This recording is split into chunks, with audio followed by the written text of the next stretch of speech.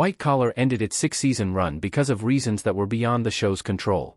Created by Jeff Easton, the procedural show on USA Network followed the unusual tandem of con artist and thief, Neil Caffrey, Matt Bomer, and FBI agent Peter Burke, Tim DeKay. During its time on the cable network, it was still actively producing original content, which included Psych and the new Netflix mega-hit Suits. Set in New York, White Collar primarily shot on location, which gave it a more authentic feel to it, especially since the city was such a big part of its storytelling. Like Suits with Harvey Specter, Gabriel Macht, and Mike Ross, Patrick J. Adams, White Collar's backbone was the dynamic between Caffrey and Burke. As former adversaries, with Burke being the only agent who was able to catch the elusive forger and thief, their history play into their relationship and how it developed while solving high-stakes cases. Suffice it to say, Bomer and DeKay's chemistry was clear from the get-go, but it was made better with a solid ensemble around them. Considering its procedural nature, White Collar could have continued indefinitely, so it was disappointing when it ended with Season 6. White Collar Season 6 was designed to be show's final. USA Network announced White Collar's end before Season 6 premiered. Matt Bomer wearing a suit in White Collar. Ahead of White Collar's return for its sixth season in 2014, it was announced that the show was ending at the end of the year.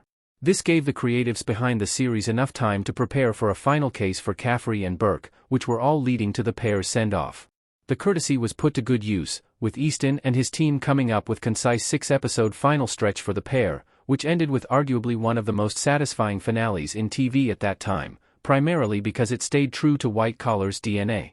Ultimately, the ending revolved around a final case, which wrapped up with Caffrey having to fake his death. Realizing that regardless of how behaved and effective he was on the job, the FBI will never cut him loose, because he was too useful for them. Burke tried everything to help him, but it was above his pay grade. Caffrey's demise was mourned by those closest to him, but before White Collar fully wrapped up, the suit eventually figured out the truth. Its parting shot showed Caffrey living a good life in Paris, away from New York. White Collar's cancellation was part of USA Network's shift in programming.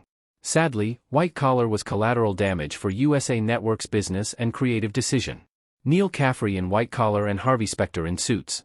Thanks to its fantastic cast, unique premise, and exciting storylines, White Collar was an immediate ratings hit for USA Network when it debuted in 2009. Per THR, it was one of the top new cable shows that year, and by Season 5, it became the top 5 most-watched basic cable series on Thursday nights in the first quarter of the year, with a total of 4.46 million viewers. Coming from such a successful year, it was odd that USA Network decided to pull the plug on White Collar the very next season.